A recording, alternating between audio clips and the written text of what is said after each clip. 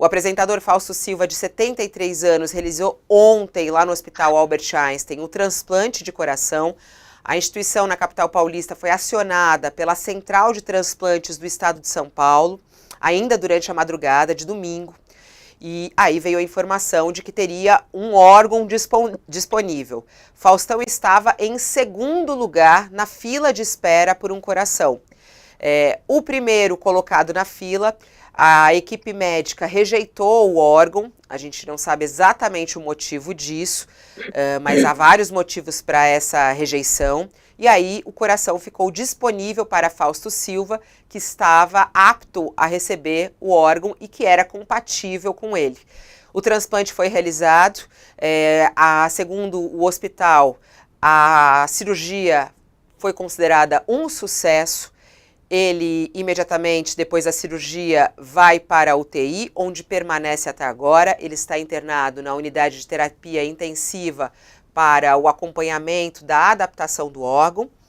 E a gente está em contato, neste momento, com a médica, a Stefane Rizek, que está conosco. Risk, se não me engano, eu não sei como é que pronuncia corretamente, a senhora me ajuda. O seu nome, ela que é cardiologista, é especialista em transplante cardíaco e de coração da rede DOR e também do Hospital Sírio-Libanês, e é médica cardio-oncologia também do Instituto do Coração em São Paulo. Olá, doutora Stefane, muito obrigada por estar aqui. Bom dia, senhora. Bom dia, Fabiola. Pode me chamar de você. É um prazer falar de um tema tão importante e que a gente está tendo a oportunidade de levar para o Brasil inteiro um pouquinho do quanto você já adiantou, transparente e funciona a nossa lista de transplante cardíaco. Bom, claro, todo mundo torcendo muito, né, pelo Faustão para que realmente ele consiga. Essas próximas horas são extremamente importantes. Mas tem muita gente também questionando, né? Poxa, mas foi rápido. Como é que Faustão conseguiu um coração tão rápido? A gente fala de uma fila de espera longa no nosso país. E ele estava em segundo na fila. Por que ele recebeu o coração? E vem a informação de que o primeiro colocado na fila, a equipe médica desse primeiro colocado disse que não estava apto. Quer dizer, por que ele não recebeu o coração, o primeiro da fila, e o coração foi para Faustão? É possível explicar isso, doutora? Então, Fabiola, um dos fatores, né, é o tempo de espera, por isso que todo mundo... Mas o Faustão entrou agora, ele já foi transplantado, tem outros pacientes que estavam aguardando e não tiveram essa oportunidade. A lista funciona não apenas pelo tempo de espera, mas também pela condição clínica do paciente e, claro, pelo sistema ABO, né, de tipagem sanguínea. Então, o Faustão, naquele momento, ele foi já colocado em prioridade. Alguns são os critérios, assim, existem três condições que priorizam o paciente. Condição número 1, prioridade máxima, o paciente recebeu um coração, em menos de 30 dias teve algum problema, alguma rejeição aguda, algum choque grave que esse paciente precisa de um novo coração. Esse paciente passa na frente de todo mundo. Depois, aquele paciente que tem a ECMO, que a gente tanto ouviu falar no COVID, mas é a membrana de oxigenação extracorpórea que também faz a função do coração. E aquele outro paciente é um que tem algum outro dispositivo de assistência circulatória. Esse é a prioridade que entra no condição 1. Condição 2 já são aqueles pacientes que têm um medicamento que a gente chama de inotrópico, que ele ajuda o quê? O coração a fazer a força de bomba. É um remédio que é recebido na veia, e quando o paciente já está mais de 6 meses, ele também tem prioridade quando vai para a ventilação mecânica, e tem algumas condições que o paciente ou recebe um coração ou ele vai morrer, também priorizam. Tem umas condições especiais. É muito comum quando você está com o telefone por exemplo, se hoje for meu dia de sobreaviso, meu telefone toca: olha, Stefani, temos um possível doador para o seu paciente que está em lista de prioridade, mas o hospital X já recusou. Ou porque o paciente não é porque além do tipo sanguíneo, você também tem que avaliar a altura, o peso a gente também leva em consideração, mas principalmente a altura e o IMC. Porque às vezes é um coração pequeno para um paciente grande ou vice-versa, e acontece o que a gente chama de mismatch. Então tem outros parâmetros que a gente avalia. Se tem um paciente, apesar dele ser prioridade, ele não está morrendo naquele momento, é um coração mais limítrofe, uma idade um pouco mais avançada, você pode ponderar até esperar um pouquinho. Mas ainda bem assim que o Faustão teve essa oportunidade, tratava-se de um paciente que estava em condição grave, pelo que eu soube pela mídia, não estou cuidando do Faustão, espero que evolua tudo de uma forma muito boa e que sirva ele como uma posição de liderança aí no nosso Brasil, que sirva para conscientizar a população do quanto é necessário a gente não só falar de doação, mas sermos doadores efetivos. Aqui no Brasil são cada 14 doadores efetivos para 1 milhão. Estados Unidos e Espanha são 40 efetivos, então não basta também a gente querer. Os familiares também têm que saber dessa vontade para a gente poder ajudar e salvar muitas vidas. Ô, doutora, eu vou Agora, perguntar doutora bem Stefani, diretamente. Deixa eu só complementar uma, Josias, por que favor, isso Fabrício, está causando por muito. favor. As pessoas estão muito curiosas em saber isso. É confiável a lista de espera do nosso país? Porque eu acho que é isso que a gente quer ouvir também, viu, doutora Stefani? A senhora que é uma médica super respeitada, que atua em hospitais, né, e que está acompanhando isso diariamente. A gente pode confiar nessa lista única do nosso país? Quer dizer, você pode ser o mais rico, que você não vai conseguir passar na frente. Ela funciona no nosso país, ela é confiável, ela é transparente?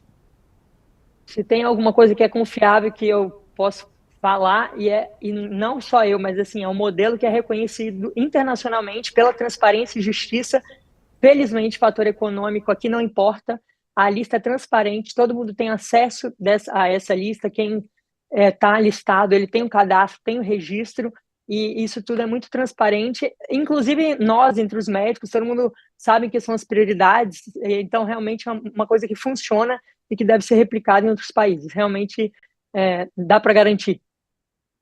Olha, doutora Stefani, quando há um caso como esse envolvendo pessoa tão famosa como o Faustão, há dois aspectos. Um é positivo, que é uma pessoa famosa pode levar a um estímulo para que um número maior de pessoas se tornem doadores e declarem, olha, quero doar meus órgãos caso eu morra e tal, pode estimular o número de doações. E há o aspecto negativo, que é isso que a gente está discutindo aqui, de uma pessoa famosa, rica, foi atendida, teve um órgão que resolveu o seu problema rapidamente, é inevitável a maledicência, sobretudo nessa era de redes sociais. O que eu queria lhe perguntar, a senhora já deixou bem claro aqui, que é transparente e confiável a lista de transplantes. O que eu queria lhe perguntar é se a senhora acha que a comunicação foi adequada, se a forma como o hospital comunicou, a forma como o Ministério da Saúde reagiu, se isto é suficiente para estancar a maledicência, ou se é necessário adicionar informações outras para interromper essa maledicência que estimula a desconfiança em relação ao processo de transplante. Josias, excelente apontamento. Inclusive, eu acho bom e que aconteça uma comunicação mais efetiva, porque gerou ruído, inclusive no nosso meio médico, quem não está habituado a lidar com fila, que a gente não está nem mais usando a palavra fila, cada vez mais a palavra lista. A lista de transplante gerou, eu sabia que ia urgenciar e agora o Faustão já recebeu um coração. Eu falei, você não sabe o que você está falando. Então, assim, eu acho que tem que parar tudo e o Ministério fazer um comunicado oficial, mostrar o quão transparente divulgar ainda mais o quanto funciona, o quão é justo e que realmente o modelo econômico, o fator econômico não influencia em nada e nem por ser famoso, mas que use isso, que use o mal para fazer o bem, que divulgue, que cada vez mais a gente tenha consciência e entenda o que é e não saia por aí falando fake news num momento tão delicado para a família do Faustão, um paciente grave que estava a ponto de morrer e de repente tem a chance de renascer, porque é o novo aniversário que a pessoa faz. Se evoluir tudo bem, todo mundo espera que isso ocorra. Eu acho que a oportunidade de tanto a parte hospital, a parte médica, quanto o Ministério, de fazer algum informe, ensinar mesmo, porque a gente está aqui para educar, a gente tem que usar momentos como esse, que pode ser decisivos numa mudança de pensamento daqui para frente para o nosso Brasil. Quer me Muito parecer legal. também, doutora Stefani, quer me parecer que, no caso, havia uma pessoa ou um paciente no primeiro lugar da lista. Entretanto, o coração foi para o Faustão. É necessário explicar com muita clareza por que esse primeiro colocado não obteve o órgão, uma incompatibilidade sanguínea, qualquer coisa, mas tecnicamente é preciso deixar isso bastante claro, né? Concordo, eu não fui atrás dessa informação específica, porque que o primeiro hospital negou, mas existem diversos fatores além do ABO, tem uma coisa que a gente chama de cross-match virtual, e a gente não tem só o sistema ABO, tem uma coisa que chama HLA, que são os antígenos leucocitários, que ficam na nossa membrana. Então, assim, que a gente chama de painel imunológico. Então, além desse sistema, tem diversos outros sistemas que também pode ter sido um possível motivo, incompatibilidade de tamanho, são diversas as outras causas. Eu acho justo que isso passe por uma divulgação para acalmar os corações aí, para evitar maledicência, com certeza. Segundo a Secretaria de Saúde do Estado de São Paulo, ele só explicou isso, né, que ele estava em segundo lugar da fila. Ele diz que a seleção gerada para a oferta do coração desse receptor, através do sistema informatizado de gerenciamento do Sistema Estadual de Transplantes, trouxe 12 pacientes que atendiam aos requisitos. Desses, 4 estavam priorizados, sendo que o paciente ocupava a segunda posição nessa seleção. Ou seja, não explicou claramente, que é isso que o Josias estava falando, quer dizer, explicar com mais clareza por que o primeiro colocado não ficou e por que foi para o Faustão. Bom, como a senhora mesmo falou, a senhora não está acompanhando exatamente esse caso, não pode contar exatamente isso. O que diz é que a equipe médica do primeiro paciente rejeitou o coração, aí a gente não sabe exatamente o motivo, mas são vários motivos que fazem isso. Pode falar, doutora Stephanie. Desculpa, e você sabe que não é infrequente, assim, o primeiro da fila, às vezes, não aceitar, e muitas vezes eu já fui o terceiro, porque 2 hospitais negaram e eu consegui aceitar o órgão por um motivo. Não é infrequente, assim, no nosso meio, é porque não foi o meu grupo que negou esse primeiro coração, que não tem ninguém em prioridade. Porque, eu estava né, até doutora, ouvindo, doutora Stephanie. Se você faz um transplante que não seja absolutamente compatível, o órgão doado com o sistema orgânico do paciente, você pode resultar numa rejeição, né? Sim. E tem também o estado de saúde do paciente também. Eu ouvi que isso é muito comum, né, doutora Stephanie? Às vezes, o que está em primeiro lugar na fila, ele não está apto para passar por um transplante naquele momento, né? Porque ele está numa situação gravíssima, às vezes, e não é possível. Então, não está vamos dizer, não suportaria uma cirurgia desse porte, é isso também, né? Então, mas aí ele fica inativado, que foi inclusive o que aconteceu com o MC Marcinho. Em uma certa ocasião, ele chegou a ficar listado, pegou uma infecção, que é um dos critérios que faz com que você seja inativado, você não perde seu lugar, mas se tiver um coração, você não vai receber ligação. Você deixa ele inativado, trata aquela intercorrência, que isso é um dos problemas do tempo de espera longo, assim.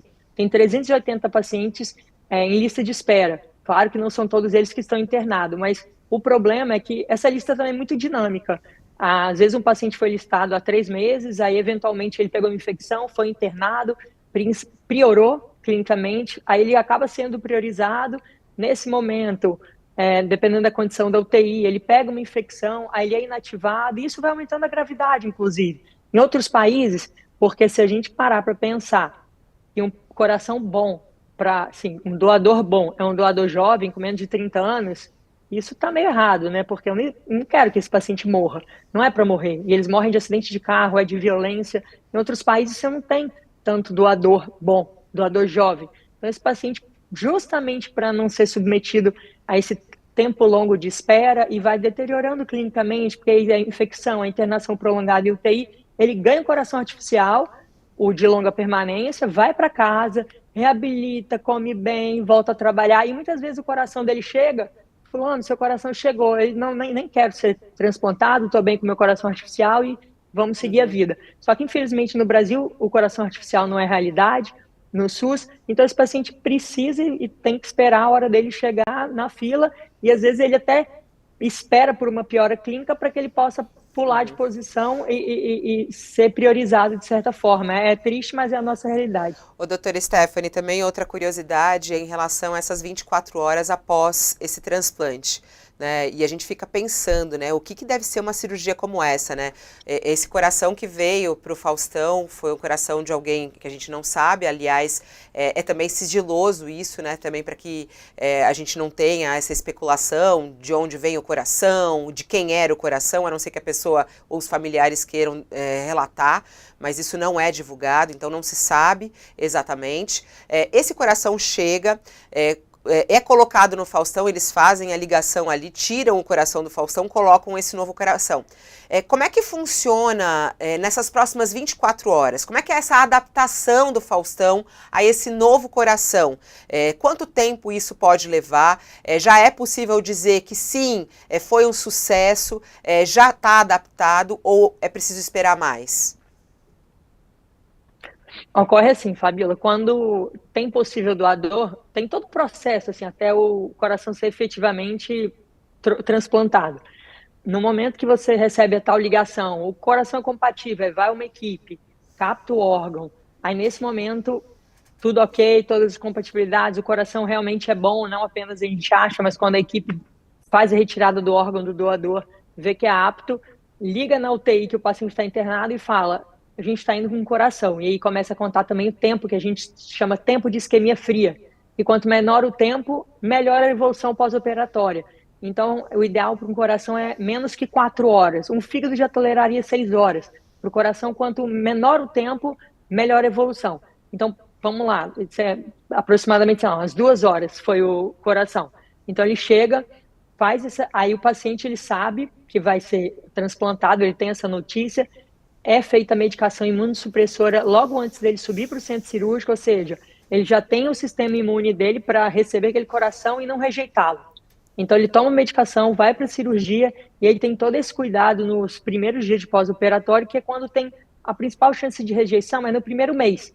E mais ainda, no primeiro ano. Depois disso, o paciente conseguiu passar por todas as intercorrências, não rejeitou, se adaptou, porque eventualmente, tanto que tem biópsias seriadas nesse início. Você tira um pedacinho do coração para avaliar a parte celular imunológica para ver se tem algum grau mínimo de rejeição. E nesse primeiro momento, as primeiras horas e na primeira semana, a gente já consegue ver essa adaptação, porque aí tem outras coisas que a gente leva em consideração, é o tanto de droga vasoativa que ele está tomando, o rim, que pelo que a mídia contou e foi o informe do hospital, ele estava passando por uma diálise, pode ser que esse rim reverta. Então são diversos fatores que vão ter que atuar aí junto com os médicos, que ele está com uma equipe muito boa também, para que essa evolução corra de maneira correta. Então não apenas a rejeição, mas a adaptação com a pressão da pulmonar, com as outras medicações, com o rim funcionando, são diversos fatores nesse paciente que fica no ambiente de terapia intensiva.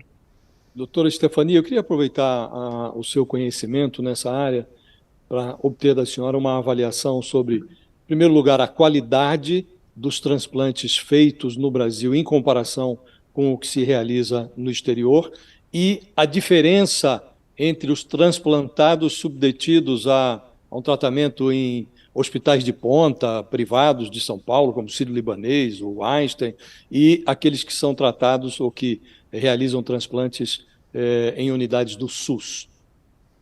Excelente pergunta, Josias. O primeiro transplante aqui no Brasil aconteceu em 1968, Dr. Zerbini, lá no INCOR. E de lá para cá, teve uma evolução, tanto nas soluções que guardam o coração, com a técnica cirúrgica, e cada vez mais vem evoluindo. Geralmente, esses pacientes são os médicos que têm centros de transplante ao redor do Brasil por outros estados, sem ser esses que a gente chama de excelência e grandes centros reconhecidos, esses médicos todos tiveram uma formação muito boa. E as equipes, a maioria que a gente conhece, assim, tem uma evolução também muito boa. Claro que não conta só o cirurgião ali e a equipe clínica que vai cuidar do coração em si, porque eu até sou cardiologista intensivista, mas outros médicos só cuidam da parte clínica, dessa parte ambulatorial. Então, claro que além da cirurgia cardíaca em si, você também tem que ter o cuidado de pós-operatório. Claro que quando a gente fala de centro de excelência, a mortalidade é muito menor quando a gente compara. Inclusive, até a cultura da doação também se compara pelo PIB. A gente tem esse dado na literatura que países, regiões aqui no nosso Brasil, que o PIB é menor, o número de transplantes acontece de maneira menor. E isso, a expertise vem com o número também, né? Com a experiência, com quanto mais faz, quanto mais aprende. Então, certamente há essa disparidade, mas é uma das coisas que, quando a formação é boa, principalmente a parte do ato operatório e desse cuidado clínico, existem bons centros ao redor, nas periferias do Brasil para isso. Mas, mais do que isso, a gente precisa de uma equipe boa de pós-operatório, de terapia intensiva, desse cuidado também Inclusive, o paciente tem que ter uma condição mínima aí para manter uma higiene adequada, para ele não estar suscetível a novas infecções, porque é um paciente que vai ficar para o resto da vida tomando imunossupressor. Então, ele tem uma tendência maior também, justamente para não rejeitar, é aquela balança. Ou você imunossuprime demais e a ponto dele ter uma infecção, ou não rejeitar. Então, é sempre aquela balança que a gente tem que ter um cuidado aí ad eterno nesses pacientes. Muito bom. Bom, como a gente já entendeu aí, e a doutora Stephanie nos falou desde o início, podemos confiar na fila de transplantes no país e celebrar, né, que Faustão conseguiu seu coração pela agilidade da equipe do SUS, que conseguiu fazer esse transplante, e o coração agora está lá com o Faustão. E vamos aguardar, ver como é que será a resposta dele nos próximos dias e próximos meses. Muito obrigada pela sua presença aqui, muito clara a sua informação, muito bom ouvi-la. Até a próxima, doutora. Eu que agradeço a oportunidade e que sirva aí como aprendizado, como o Josias falou, para esclarecer todas as dúvidas e que seja uma nova era para a gente entender um pouco mais e saber o quão importante é e podemos ajudar outras pessoas. Muito bom, muito obrigada. Bom. Seguimos aqui no nosso UOL News, Josias, a gente estava até falando sobre o filho do Faustão, né? E em meio a tanta dor e a expectativa, né, o pai passar por isso, ele ainda foi para as redes sociais para responder a alguns ataques, né? Até abre a página principal aqui do UOL para mim, eu quero abrir primeiro a reportagem dele aqui, falando justamente disso, né? O filho dele rebateu as críticas com rapidez, sobre a rapidez do transplante do pai, né? O João Guilherme Silva, filho do Faustão, que inclusive também é apresentador, ele repostou um story no qual pede para que as pessoas se informem sobre o processo da fila de transplante de órgãos, que é exatamente todas as informações aqui que a doutora Stephanie nos trouxe. E essa publicação foi feita após uma série de publicações nas redes questionando a rapidez com que o apresentador conseguiu um órgão compatível. E aí ele postou um vídeo também que mostra a história de superação do transplante de coração de sua enteada, Anne, que é a filha de Schneider Moura. E aí ele fala um pouco sobre isso e fala também, responde aos críticos. Coloca pra gente os stories do João, para que a gente possa assistir aí um trechinho. Temos aqui? Deixa eu abrir então aqui, eu tenho aqui na tela, tá aqui. Vamos colocar os stories do João. Eu não estou ouvindo. Temos uma história de sucesso no transplante de coração. No ano passado, a filha da minha namorada, a Schneider, a Anne, passou por um transplante de coração.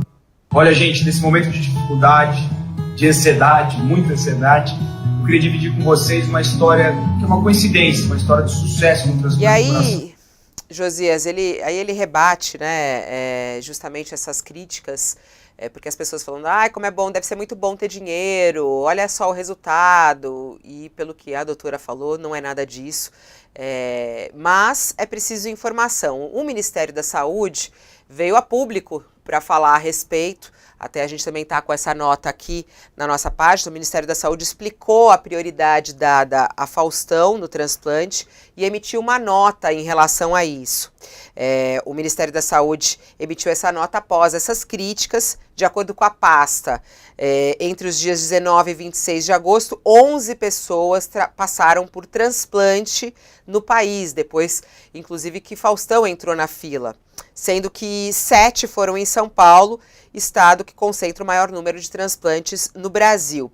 E aí, em relação ao caso do Faustão, o Ministério da Saúde destacou que o Faustão se adequava nos quesitos de prioridade para ser transplantado, em razão do seu estado muito grave, foi o que disse o Ministério da Saúde. E aí ele recebeu justamente esse coração após foi constatada a compatibilidade necessária para o procedimento, assim como os outros 7 transplantados.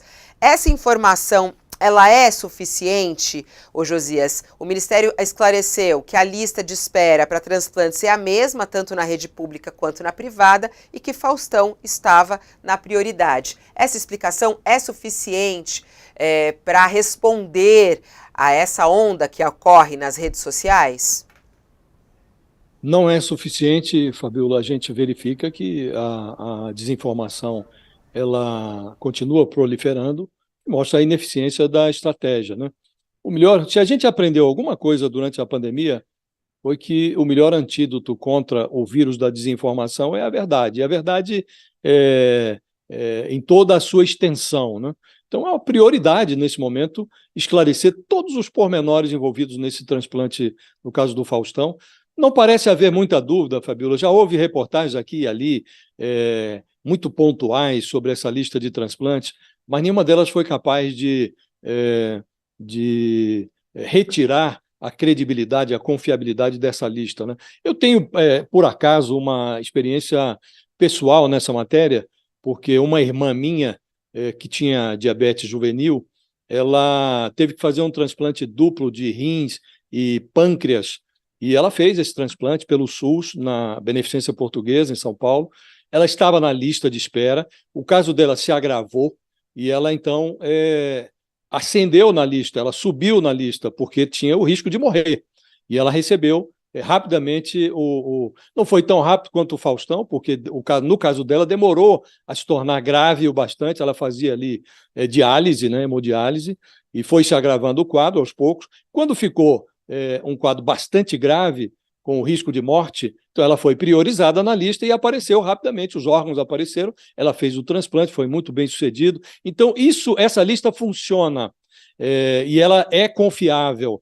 O tempo indica isso funciona há muito tempo, e você não vê denúncia de gente furando fila, porque realmente ela é confiável. Agora, nós estamos vivendo uma fase de grande desinformação, tudo vira razão para maledicência, tudo vira razão para esse fla-flu, e como o Faustão tem vínculos aí recentes com a Globo, aí entra toda uma gosma de ressentimentos que estimula essa desinformação. Então é essencial que o hospital que realizou o transplante, o hospital que rejeitou o órgão e o Ministério da Saúde se juntem para desenvolver quase como uma campanha mesmo de informação absoluta, para que todas as dúvidas sejam dirimidas. Por hora, ainda tem dúvidas, e por isso essa maledicência continua rodando nas redes sociais. Mas quem está cuidando disso há de cuidar para que a desinformação seja interrompida, Fabíola. O